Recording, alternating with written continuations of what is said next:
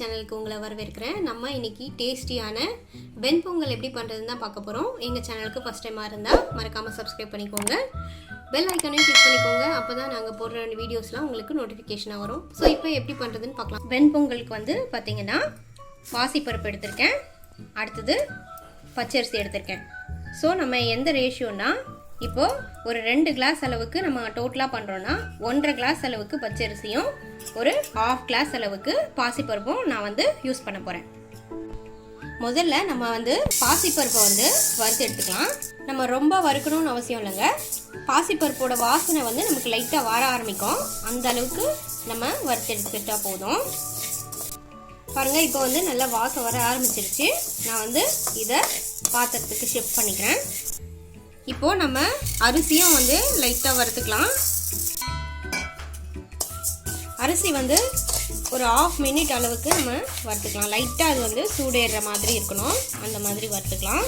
ரொம்ப வறுக்கணும்னு இல்லை. இந்த மாதிரி வறுத்து பண்ணிங்கன்னா உங்களுக்கு வந்து பொங்கல் வந்து நல்லா டேஸ்டியாக இருக்கும். இப்போது நம்ம வறுத்த பாசிப்பருப்பும் அரிசியும் வந்து ஒரு 20 மினிட்ஸ்க்கு ஊற வச்சுக்கலாம். ஃபஸ்ட்டு வந்து நம்ம அரிசியும் பருப்பையும் வேக வச்சுக்கலாம். நம்ம எந்த அளவுக்கு தண்ணி எடுக்கணும்னா, 2 கிளாஸ் அரிசி பருப்புக்கு வந்து நான் 6 கிளாஸ் தண்ணி ஆட் பண்ணுறேன், அதாவது 1:3. இப்போது நம்ம வந்து அந்த அரிசியும் பருப்பையும் கொட்டி நல்லா வேக வச்சுக்கலாம். நம்ம வந்து கொஞ்சம் குழைய வேக வைக்கிற மாதிரி வேக வச்சு எடுத்துக்கலாம். பாருங்கள், நம்ம ரைஸும் பருப்பும் வந்து நல்லா இந்த மாதிரி குழன்னு வெந்துடுச்சு. ஸோ இந்த மாதிரி நீங்களும் நல்லா குழைய வேக வச்சு எடுத்துக்கோங்க. இப்போ வந்து நம்ம பொங்கலுக்கு வந்து தாளிச்சிக்கலாம். ஸோ கொஞ்சமாக வந்து நான் ஆயில் ஆட் பண்ணுறேன், அடுத்து நெய் ஆட் பண்ணுறேன். நான் வந்து ஒரு 1.5 ஸ்பூன் அளவுக்கு ஆட் பண்ணுறேன். இதில் வந்து பார்த்திங்கன்னா மிளகு, சீரகம், முந்திரி, அப்புறம் இஞ்சி பூண்டு விழுது இதெல்லாம் போட்டு தாளிச்சிக்க போகிறோம். முதல்ல மிளகு சேர்த்துக்கலாம், அடுத்து சீரகம் சேர்த்துக்கலாம்,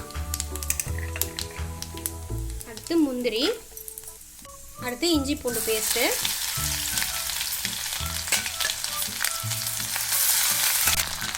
அப்புறமா கொஞ்சமாக வந்து கருவேப்பிலை ஆட் பண்ணிக்கிறேன்.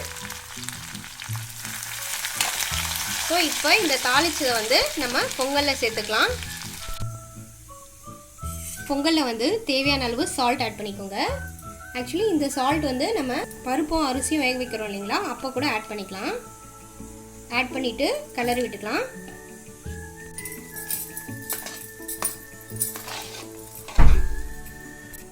இப்போ நம்ம தாளித்து வச்சுருக்கோம் இல்லைங்களா, அதை வந்து நம்ம பொங்கல் ஆட் பண்ணிக்கலாம்.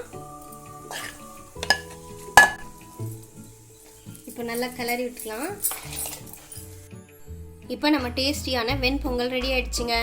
ஸோ இதே மாதிரி நீங்களும் ட்ரை பண்ணி பாருங்கள். இந்த வீடியோ உங்களுக்கு பிடிச்சிருந்தா மறக்காமல் லைக் பண்ணுங்கள், எங்கள் சேனலுக்கு சப்ஸ்கிரைப் பண்ணுங்கள், ஃப்ரெண்ட்ஸ் அண்ட் ஃபேமிலிக்கு ஷேர் பண்ணுங்கள். தேங்க்யூ.